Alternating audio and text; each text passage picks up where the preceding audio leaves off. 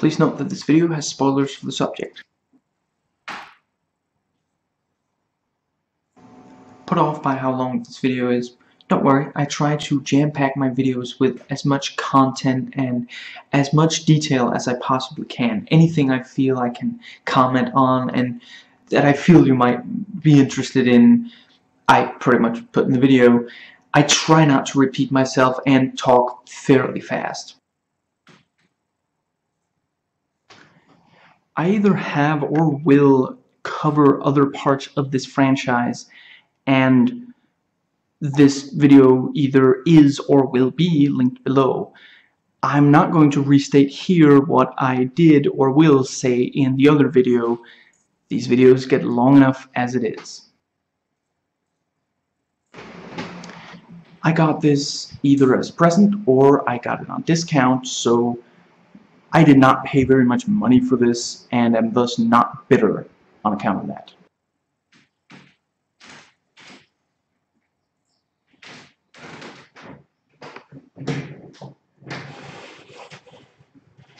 May thoughts, starting with notes taken while watching. Now, for some of this, I forgot the character names, excuse me, and so I might say him, her, or the actor's name or the like. And with him or her, I would say you'll be able to tell from context clues. I'm kind of happy with, there we go. And right away we get this brief glimpse, almost right away, as one of the first things we see in the movie. We get a brief glimpse of the ending without us knowing what's really going on. All we can see is, you know, there's something with her eye. At the time we don't know exactly what, but... And immediately Child May learns that she has to hide parts of herself from other people. First with the eye patch, then with the hair. And her mother criticizes the way she unwraps the present. Now it's ruined, and immediately we can tell the father is like he's not surprised. He is frustrated, but he's not gonna say anything or do anything. He's just used to that's how she is. And Susie is really creepy. And the moment we see adult May, you know, we see she still talks to Susie as if she's a real person. She doesn't just confide in her like you might with a pet or something. She feels she has to apologize to Susie for her need to have, excuse me, human companionship. Reassure Susie that she's still, excuse me, May's best friend. And May stares at his hands from Adam's hands from father. We don't know yet that his name is Adam. Eat some melons or something. Somehow I get the feeling that she's not really talking about fruit. The coffee shop is literally called The Coffee Table. Real hipster joint. No one really hate on hipsters. No, I think that was with millennials, but I read this quote that, you know, a millennial is any person you don't like, and I think that goes for hipsters as well. She can't help herself from going up, admiring his hand, and making it caress her.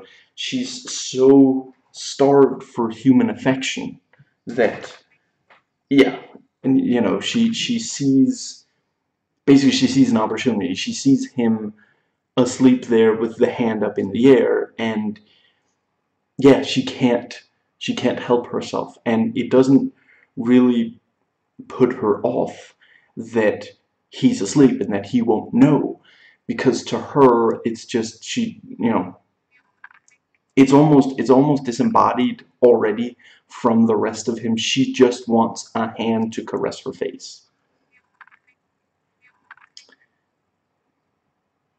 And you know, we see her cutting her fingertips, and she says that's how, you know, it's relaxing to her. And you know, with some of these things, she doesn't even do that much to hide anymore, and she isn't, you know, she isn't upset when Polly finds her doing it. And Polly almost immediately starts liking the fingertip cutting.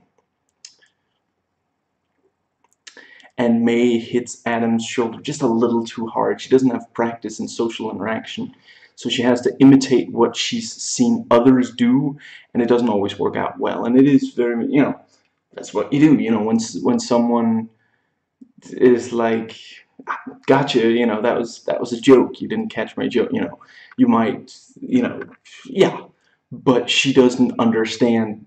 Yeah, so she's so disappointed when he says girlfriend, and so happy when he corrects it to ex-girlfriend. As we don't know if that's her there at the end, if he got back with her, or if he just found somebody else. And she's so happy after this positive encounter with him. To him, the cigarettes are just this minor gesture. To her, they're practically an engagement ring. And she now intentionally bumps into him as they're passing each other so he'll notice her. And she doesn't, you know, he's just like, you know, how are you? And, you know, and she can't answer because she doesn't have that socialization, that social training to know that that's, you know, disgust me, please. You're gonna wish you hadn't said that. And after finishing telling the story, or just as she's finishing up, she takes a bite. It did nothing to her appetite, where we see he's like hesitant to take a bite, and he's genuinely shocked. You know, he's not yet put off by her entirely, but it is, yeah, you know, and again, that's, not everyone would hate hearing that story, but it certainly isn't something you tell someone so that you've only just started, you know, having conversations with. You know, they haven't spent, you know, maybe they've spent an hour total, you know, time together, you know, combined over these 2 or 3 times they've gotten together, you know. But yeah, she just dives deep into something like that without, and she doesn't realize that it's putting him off, you know. And he mentions Argento. I've watched a little Argento. Trauma is one of the ones I've watched. And Polly was hoping that May would notice her sucking her thumb, but, you know, May is thinking about Adam, so yeah. And May tries to hide how upset she is at Adam saying, you know, I do think you're weird. But, and you know, that's usually where social interaction ends for her. That's where people lose interest in her or feel that they can't continue to, you know. So she's trying to hide being, you know, she doesn't want him to think she's weird, but it, you know, it is this thing of what can she do? You know, she is who she is. And, you know, I mean, some social training is just hiding the parts of you that you know other people won't, you know, like. And she hasn't had that social training, so. And she has no idea what to do with her hands when they kiss, and the kiss gets messed up. And, you know, she hits Susie's case, putting an additional crack into it. Yes, cats. I'm sure that's what Polly was always talking about. Leave a message after the scream. And immediately after hanging up, she watches the phone, waiting for him to call back, and she hopes to meet him when doing laundry. She gets home, eagerly checks for messages, and she imagines him caressing her chin. And she stands outside his place waiting. What did they say? It's 2 hours, I think. And she serves Gatorade, which was translated into juice. Isn't Is Gatorade, isn't it like a soda of some kind? I'm not sure, I've never had Gatorade, but I don't know. Maybe it is juice. I did not bother to look it up before this recording. And he's not sure if he does want to hear what she did at work today, considering the story she told last time. And Adam's film genuinely goes from looking like Jack and Jill are about to have sex, and then into cannibalism. And Adam is carefully watching her, seeing her reaction and such, which, I'm not sure. I think it's difficult. I know from personal experience, when you've made a movie or something like that and you're showing it to people, it's really difficult not to be like really excited about their reaction, and worried that it might be negative. And she moves closer to him as the cannibalism increases. May moves closer to Adam. Excuse me. And it says directed by an Italian because Argento. And the only criticism she has of the movie is that it was far-fetched that the whole finger came off in a single bite, which, to be fair, is kind of accurate. She's right to find that far-fetched.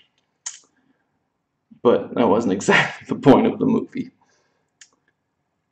And as he's leaving, she reaches to touch his hand, and he takes it away. And he hears her shouting at Susie, talking to her, May talking to Susie the way her mother and some of her peers would talk to her. And, she goes to Adam's place, and, the door briefly opens, and she overhears him talking about how he doesn't want to be with her anymore.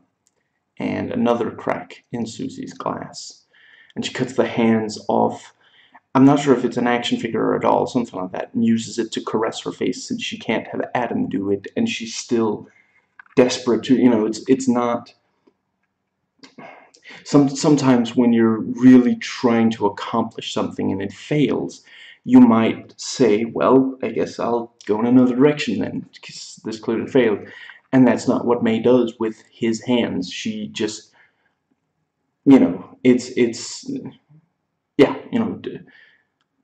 she tries to find a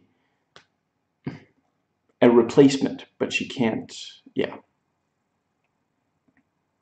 And May realizes that Polly's hands aren't perfect. And I didn't make a note of it, so I'll just talk about it here briefly.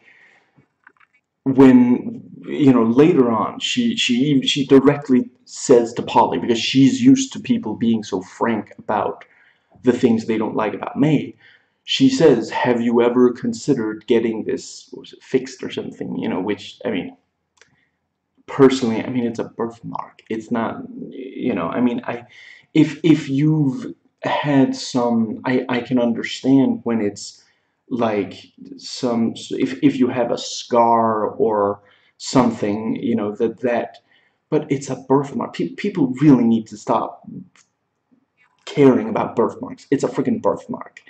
Anyway, I'm probably coming off as if I've gotten a lot of abuse for birthmarks, which, unless I've, completely repressed it, I don't think I have. Anyway, I just hate shallow people. But yeah, Polly says, my grandmother says imperfections are what make you beautiful, something like that, and and at the time, May isn't really worried about, she's focusing on getting the measurements for Polly's neck so that she can, but yeah, that's how Polly feels about it, though she is still visibly hurt when May just blurs, when she just immediately says, but yeah, it is this, to May, that's almost, Polly might as well be speaking Chinese. That makes no sense to her. No, what do you mean? It's supposed to be perfect. The girl at the counter of the school for the handicapped is very crass and rude. The way she just, yeah, she yeah, she uses very non-PC words to describe the various handicaps. And May says nobody likes to be alone about PD. And she really does get the ashtray PD was making. It even says May in the middle. And we see at the, Adam comes into the laundromat, I think it's called. Yeah, yeah, the he still has a sore when on his lower lip, and he's clearly trying to avoid May. And after he leaves, she goes over to the machine he was at and confirms what she suspected. It does work. He was just trying to get away from her. More and more cracks in Susie's case, and she takes the last cigarette from the pack Adam gave her. Kind of, he's as far away from her now as he could be, basically. And Loopy the cat won't come to her when she calls. Cats don't necessarily come when you call, is the thing. It is not a good thing for very much of your happiness in life to be tied to whether or not a cat does what you ask it to or tell it to. Yeah, I've never had a cat, but I know enough people who have. And she accidentally kills the cat in frustration, and she doesn't get rid of the cat. It doesn't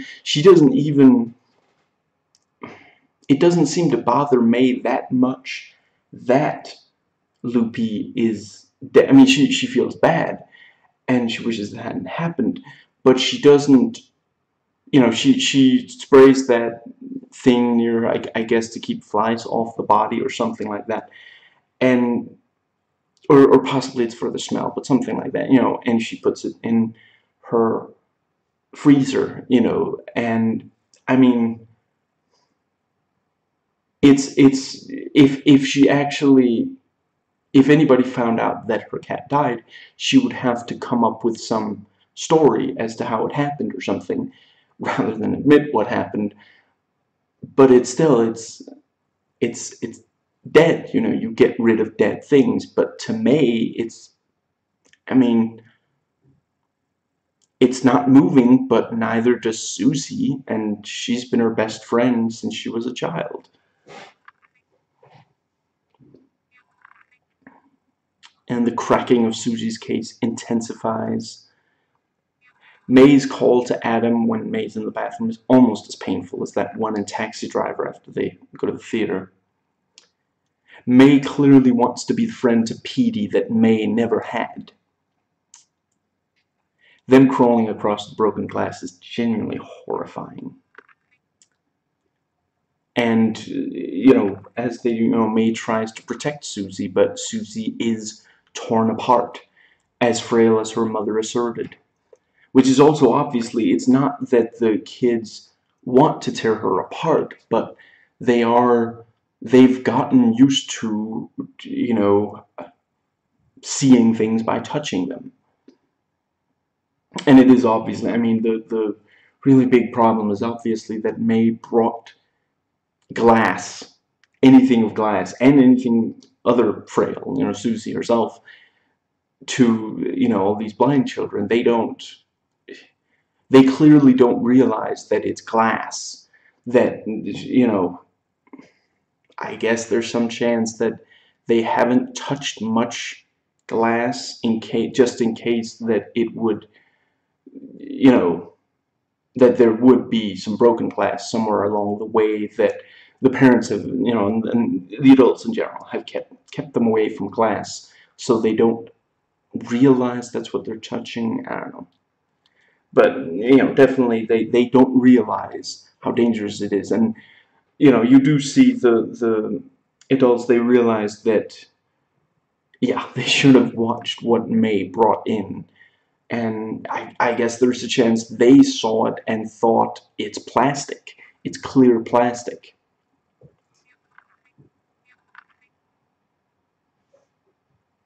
And I think he's called Blank, according to the credits. IMDb, I could live off these. I knew I wasn't the only one. Ugh, my shirt's really chafing me. And he opens the freezer, and May suffers yet another disappointment in trying to make friends. The just brilliant editing from when she attacks Jujubee blank whatever. You know, that whole, just absolutely brilliantly edited. And Adam reaches out his hand to her simply for a friendly handshake, and she goes to kiss it. You know, again, her need to be caressed is overpowering. You know, she's not, you know, she was raised to be polite, so it's not that she doesn't, you know, again, social training, part of that is understanding other people's, you know, understanding boundaries, understanding that just because you want to be close to someone else doesn't mean that they want to be close to you, and you should respect them for, you know, you should respect that they don't want. And yeah. Now, let's see.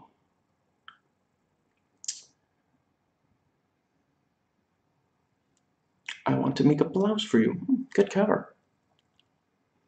And May just cannot take her eyes off Ambrosia's legs. May does look good in her outfit. There at the end. And she goes into, you know, Adam and Adam's date. Hoop, if going by the end credits. And her hands are just covered in dried blood. Adam's date is a real jerk. You know, inviting May in, clearly, you know, she even says, "Oh, this is May, come in," and Adam is like, "Thanks," you know. Yeah, she knows, she's heard about, and you know, she pretends to bite Adam's finger because, you know, that was something, obviously, you know, on some level he realized, okay, I showed her this movie with cannibalism, and then she like bites me and, you know, takes some kind of enjoyment in the blood that comes out of it. Maybe you know, showing her that movie kind of led to this. Although, obviously, I'm not saying that you can't show someone a violent movie without expecting to get assaulted, but nevertheless, you know. And, yeah, she's openly mocking May. And May doesn't even really... The thing that bothers her is Adam's fingers being, you know, treated so, like, she's like, those are my fingers, those are my hands. And Ambrosia is a real jerk as well. It's... these people, you know, they seem to be interested in May, but then they go and, you know, then they're with these real jerks that, I mean, May is a lot of things, but a jerk is not one of them. She doesn't mean to hurt people's feelings, which obviously Hoop and Ambrosia do.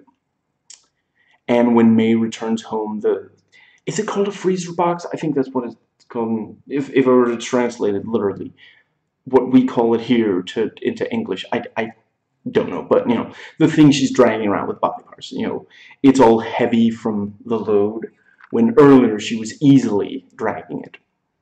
And she names her friend Amy. And when she keeps going, "You can't see me," it's just so devastating. And when she goes, "See me," and just the you know, yeah, this unbearable. And for one last time in the movie, Adam's perfect hands approach and caress her face. Actually, yeah, I guess that is that maybe the only time he actually does caress her face. His hands actually do caress. Did he do it when they were about to, right before she kissed, right before she bit his lip? Maybe. See, my mind was on lips, so I thought, kiss. And you know, seeing the end credits, I thought Adam's date was Nora Zehetner, you know, Eden from Heroes. I couldn't quite place it. It's been some days since I last read the, you know, cast list. All I remembered was Anna Faris. You know, I don't know many of these people from anything else. Moving on.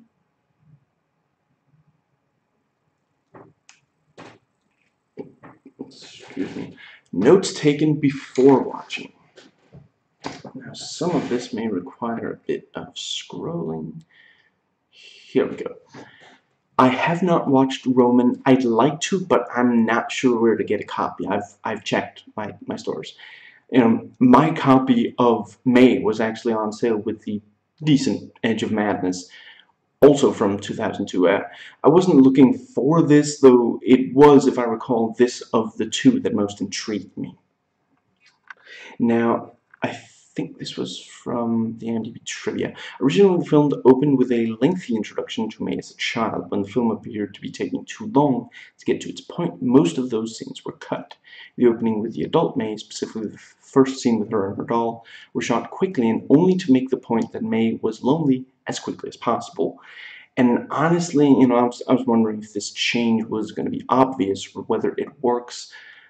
I do think, you know, you can kind of tell that there was maybe more stuff and, you know, childhood. I mean, essentially, we see how her mother is towards her and how her father is towards her mother, and we see her briefly with other children, and that's basically it. And that does speak volumes, but yeah, I think it's too bad. I'd like to see the stuff that was cut.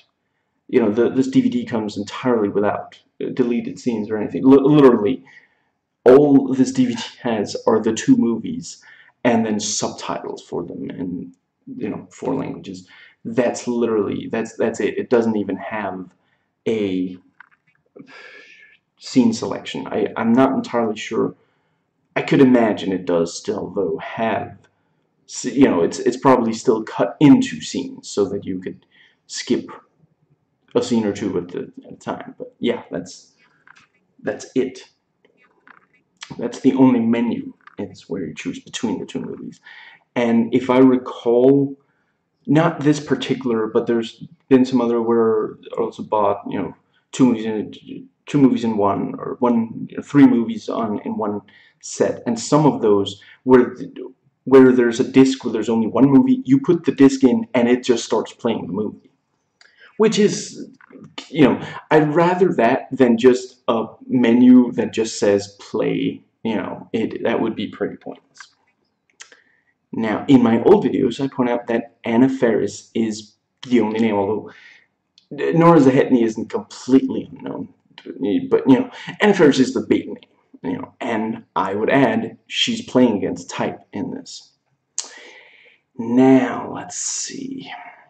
I'm not sure how much. This is critics' reviews that I copied in. Let's see.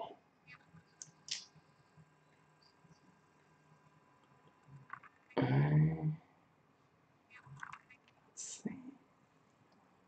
Yeah, critics praise the film for its unique feel, while also contemplates brutality through the eyes of someone who is so caught up in their own fantasy of sorts. Bettis' performance was also praised. It really is amazing. I don't know why they, on the cover, and I don't think it's just my copy, May is made out to be like extremely pale, and we see her without her glasses, and she's got like fairly bright red lips. I don't know why they, I mean, I guess if they were gonna go with just a shot of her face, it is more striking than what her face looks like in the movie. But like, if you, I don't think this was the case the first time I watched it, but really, it would be perfectly understandable if the first time I watched it, once I saw Adult May, I was like, is this the right movie? Does this movie go with that cover? You know, it is Bettis' face, I'm almost certain, but She never looks anything like that in the movie. And let's see.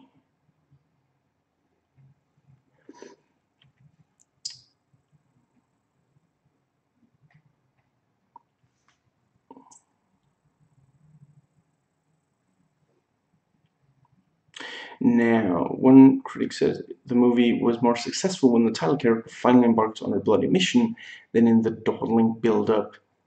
I don't know.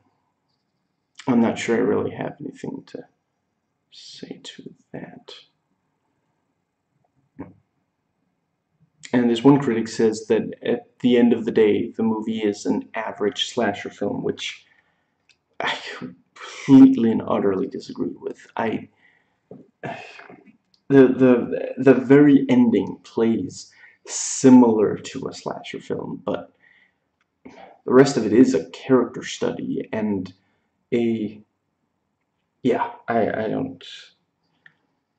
And I do think it's too bad that, like, if you just read about, if I forget, I think the back of my cover just says, oh, this girl wants to make a friend, so she has to take parts from other people. That's at the end, at the last 20 minutes or so, that's what the movie is, yes.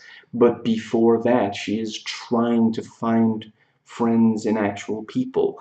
And it's really it's quite a spoiler to say that about the movie. That, oh, did I put, yeah, I think I put the spoiler tag rather than the no spoilers on the, and I'm almost certain I played the spoiler, yeah. Now,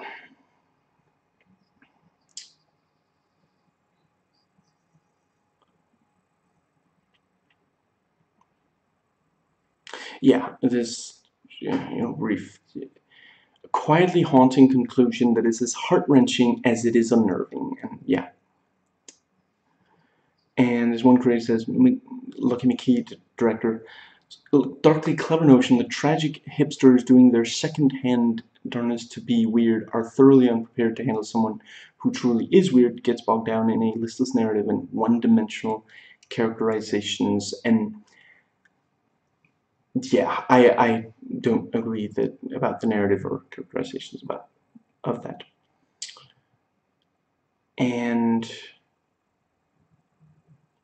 yeah, this review is, part Carrie, part Frankenstein, still schlockier bits and pieces. May isn't seamless, but boy is it hard to avert one's eyes from this creature ready-made for the midnight movie circuit. And yeah, I think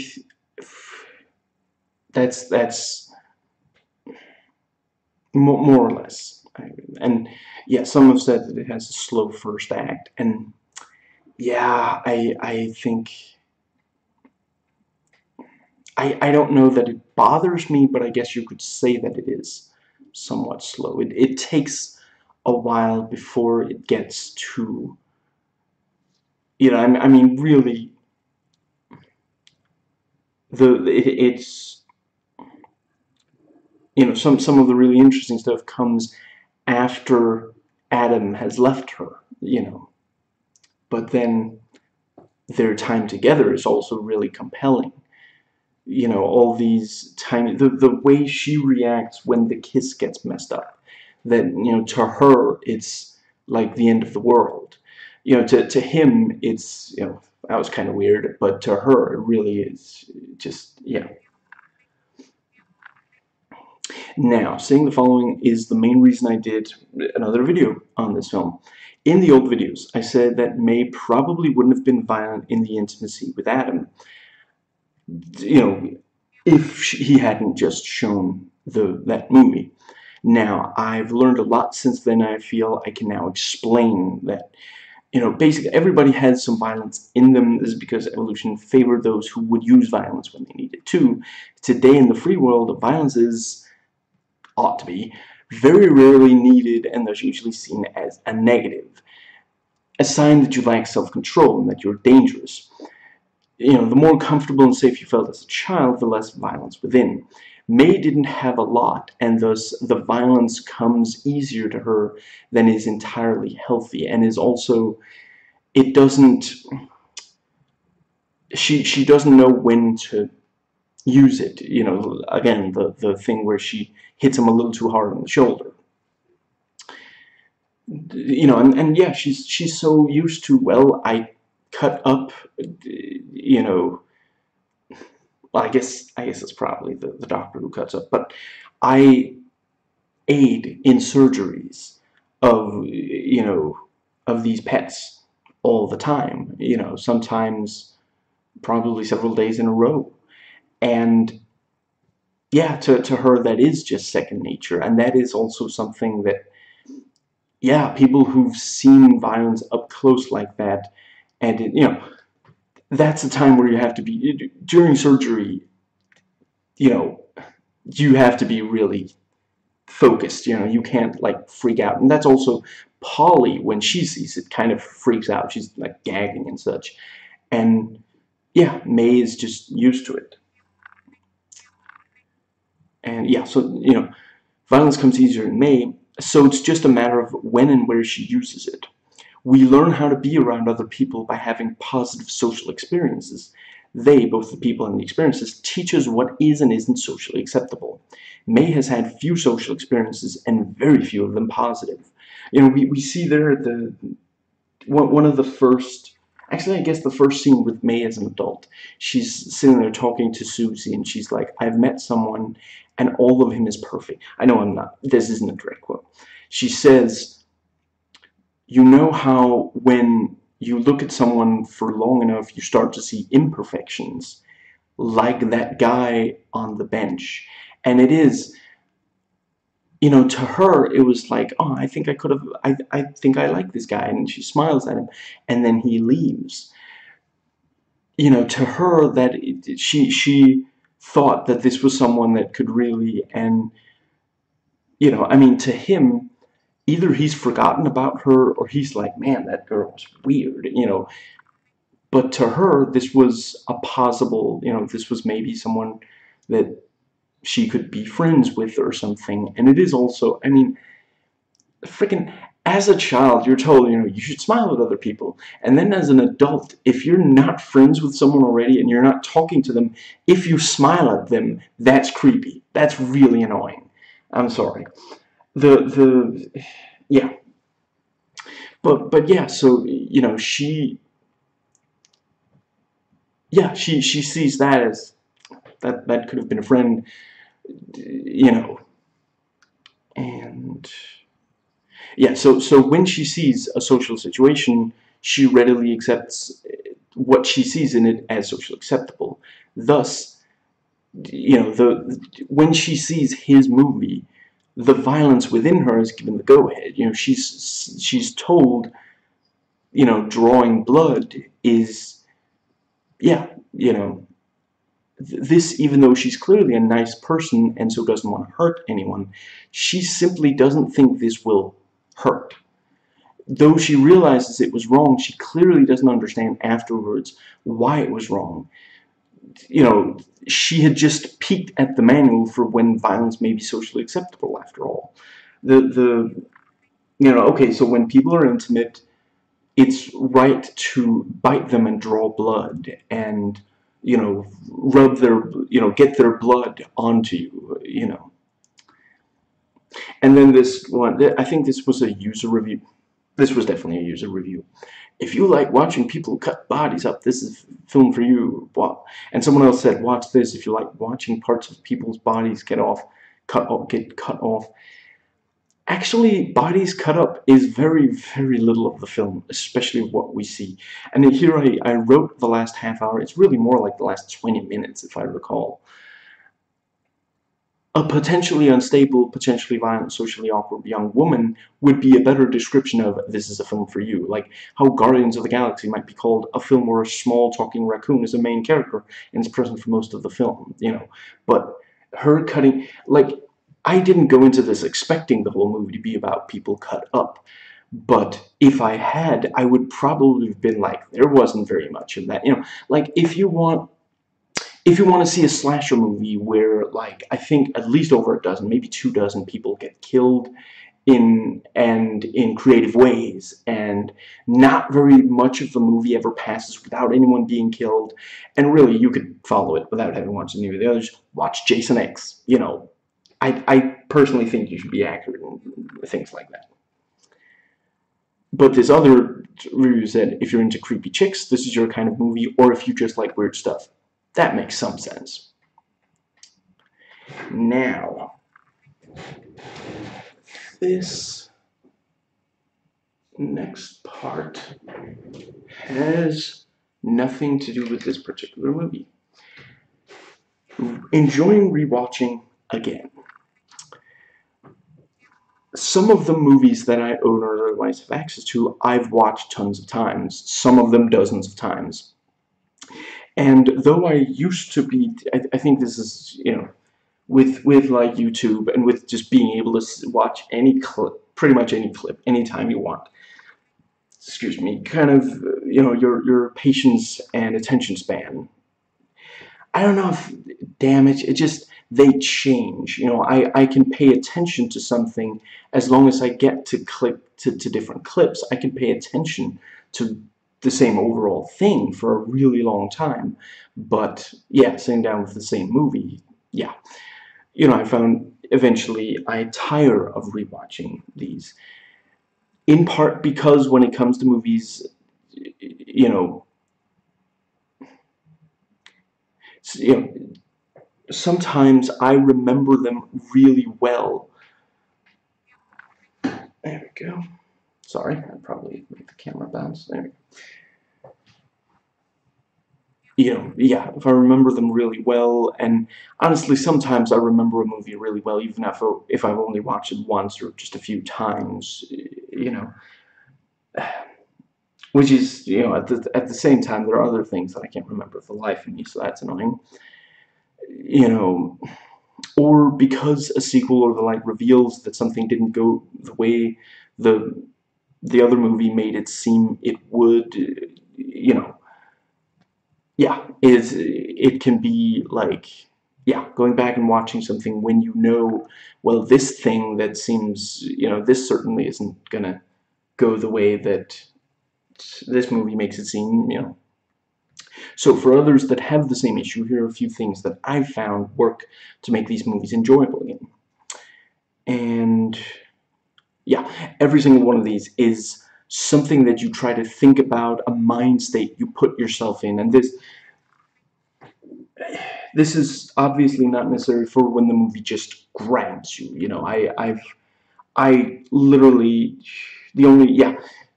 yesterday I watched the 6th of the A Nightmare on Elm Street movies. You know, Freddy's dead. Dead, not dad. Although, and yeah, so I still need to watch the 7th one and the remake, but other than that, I've just watched that entire series, and I had forgotten how the movies actually kind of all are compelling, although not all of them for the same reason or equally so. But you know, when I last talked about them, when I initially watched them and reviewed them, I recall saying a lot of negative things, but really there's something to really get into in all the movies, I would say. But yeah, so you know, the following is not necessary if you just really get into it. But if you got into the movie and then you find, okay, now I'm kind of getting bored with the movie, then some of the following might help. Now, and yes, some of this is basically what you were asked to do in high school, analyzing short stories and such. For the sequel problem ones, try to imagine watching it before you knew there would be a sequel, the way it was originally released. And for planned sequels, try to imagine you haven't watched the sequels yet, or, yeah, and then, you know, you don't know that there will be a sequel. When you're watching a piece of fiction, the people in it short of stuff like Deadpool, they don't know that what they're watching is, what you're watching is a story. To them, it's just life, So, yeah, try to imagine that they don't know how much time is left of the movie, or the fact that there will definitely be more movies about this character. Now, try to remember what it was like not knowing what comes later. And that works for non-sequels as well. Any scene that you watch where you do know how it goes, pretend you don't. Put yourself in the shoes of the characters in the scene. Also try to imagine the stuff you don't see. What were those characters doing just before the scene started?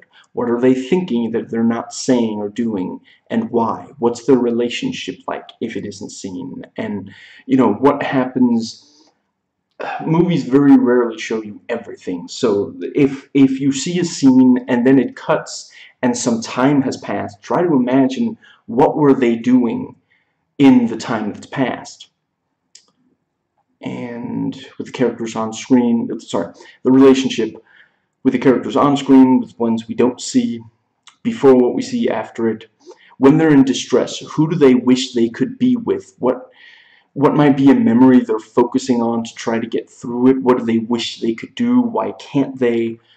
Are they going to feel survivor's guilt, PTSD? Has anything prepared them for this? Is it going differently than they expected? For when we see someone trying to escape at the end of the first and having escaped at the start of another, imagine what happened in between. I think, to briefly, an example that just came to mind, when you watch Aliens and you see Ripley's reaction, when yeah, her reactions as she sees, when she's clearly remembering what happened on the correct yeah, in the first movie, and yeah, remembering what happened and imagining it having happened to others, realizing that it has happened to others and such, and yeah, that's a, I mean, it's pretty, you can read it on her face. She does really good acting, and it's well written and very psychologically realistically written. But yeah, that's something where they really had to talk her into coming on, onto the planet and joining this mission. And yeah, she relives some of the worst things she ever experienced, and the and she sort of gets a chance to try to do something different this time around, and the but yeah, that's a big part of that movie, which I don't know for sure, but I could imagine that Ridley Scott really hates aliens, and I would understand why. Because the first movie really is about just putting these people through just the worst freaking thing ever.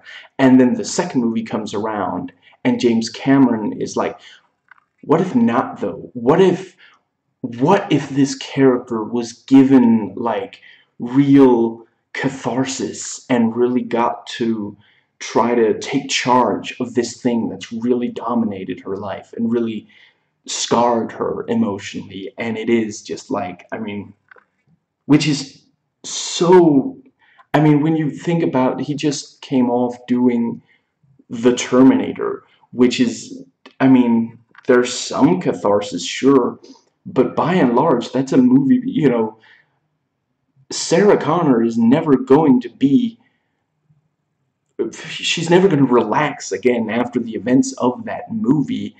So I don't, maybe it was, maybe he felt like, maybe I shouldn't make another movie like that. Maybe, the movie was born of a nightmare. Maybe it caused nightmares once he had finished making it. It is an amazing movie, and I will be doing more videos on it, but probably not soon. And yeah, but it is definitely a very nightmarish. But yeah, that's the kind of thing that Aliens is a movie that really shows, you know, you can tell what she's going through. But for other movies that don't go to that, you know, yeah, try to imagine that sort of thing. And that is all I have to say about that. So once again, I hope you enjoyed it, and I certainly enjoyed recording, and see you next time.